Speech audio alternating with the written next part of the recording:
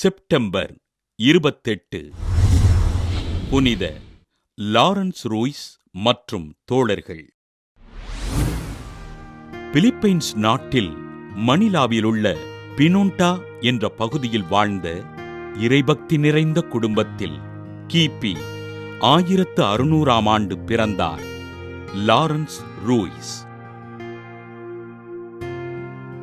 சிறுவயது முதல் இறைபக்தியில் நிறைந்த லாரன்ஸ் சாமிநாதர் சபையினை சேர்ந்த குருக்களின் உதவியினால் கல்வி பயின்றார்.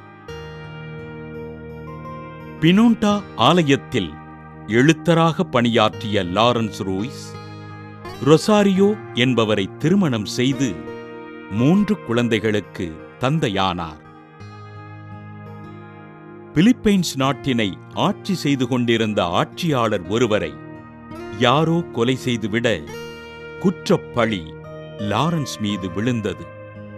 அதிர்ச்சியுற்ற லாரன்ஸ் குற்றப்பழியிலிருந்து தப்பிப்பதற்காக ஜப்பானுக்கு கப்பலேறினார். கப்பலில் சாமிநாதர் சபையினை சேர்ந்த 3 குருக்களும் ஜப்பான் நாட்டினை சேர்ந்த ஒரு குருவும் தொழுநோயினால் பாதிக்கப்பட்ட லசாரோ என்பவரும் இருக்க, அனைவரோடும் நட்பு கொண்டு அவர்களோடு இணைந்து கொண்டார் லாரன்ஸ்.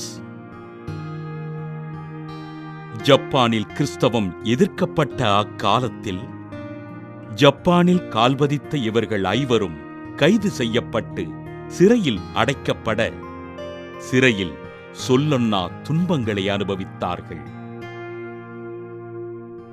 சிறை காவலர்கள் இவர்கள் 5 தலைகீழாக தொங்கவிட்டு தலைப்பகுதியினை மண்ணால் மூடிவிட, லாரன்ஸ் மற்றும் லசாரோ இருவரும் விண்ணகமடைந்தனர்.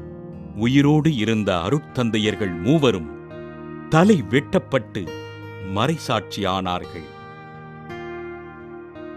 கிறிஸ்தவர்கள் என்பதற்காக மறைசாட்சியாக மரித்த புனித லாரன்ஸ் ரூயிஸினை திருத்தந்தை 2ஆம் ஜான் பால் அவர்கள் 1987ஆம் ஆண்டு அக்டோபர் 18ஆம் நாள் புனிதராக உயர்த்தி வறுமையில் வாழ்கிறவர்களின் பாதுகாவலராக அறிவித்தார்.